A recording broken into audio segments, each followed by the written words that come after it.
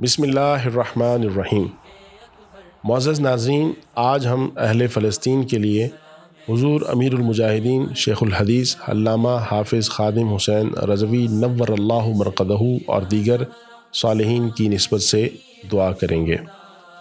آج جمادی الاولیٰ کی 4 تاریخ ہے، جس کو اہل محبت چوتھی شریف بھی کہتے ہیں۔ جس طرح ہم ہر ماہ خواجہ صاحب کی چھٹی شریف کا اہتمام کرتے ہیں، اسی طرح چوتھی شریف کی نسبت نبی پاک صلی اللہ علیہ وآلہ وسلم سے بے حد محبت فرمانے والے نبی پاک صاحب لولاک صلی اللہ تعالیٰ علیہ وآلہ وسلم پر قربان اور حضور سے عشق و وفا کے جذبات کو بیدار کرنے والے حضور امیر المجاہدین شیخ الحدیث علامہ حافظ خادم حسین رضوی نور اللہ مرقدہ سے اس کی نسبت ہے۔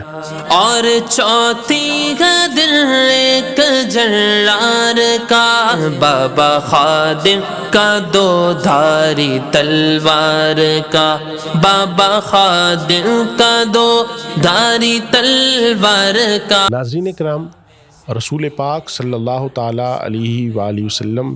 کی تعریف و توصیف میں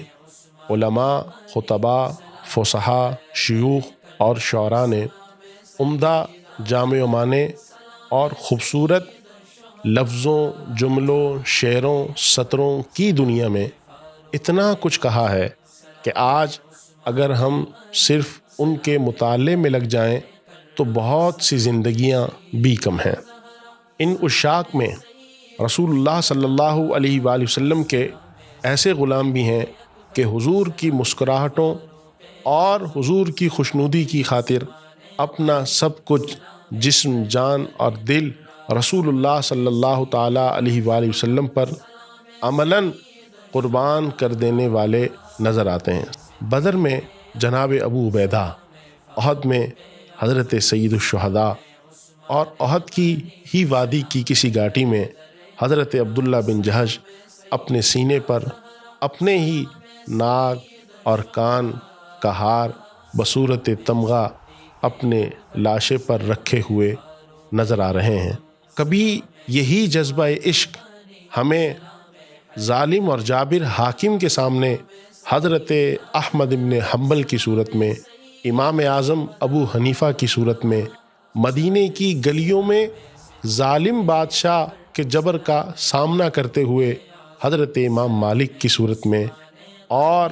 اکبر جیسے ظالم کے آگے حضرت مجدد الفسانی کی صورت میں، اور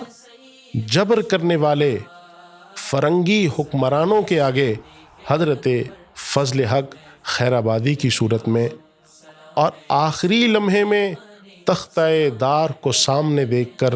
رسول پاک صاحب لولاک صلی اللہ علیہ وآلہ وسلم کی نعت کہنے والے حضرت سید کفایت علی کافی کی صورت میں نظر آتا ہے۔ معزز ناظرین، حضور امیر المجاہدین ان تمام نفوس قدسیہ کی نسبتوں کے امین اور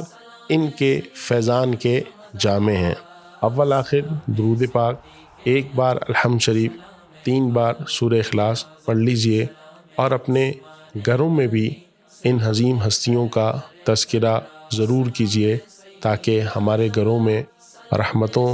اور برکتوں کا نزول ہو۔ ایسے محسوس ہوتا ہے کہ آج فلسطین تنہا رہ چکا ہے۔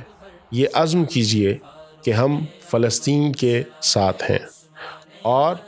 اپنی نسلوں کو وصیت کیجئے کہ ہم فلسطین کا بدلہ ضرور لیں گے، اور کم از کم اسرائیلی پروڈکٹس کا بائیکاٹ کریں۔ آخر میں ہم فلسطین کے متعلق ایک شعر سماعت کرتے ہیں۔ حل مل کی آزاد سن کے بھی نصرت کو نہ پہنچے، کس منہ سے یہ کہتے ہیں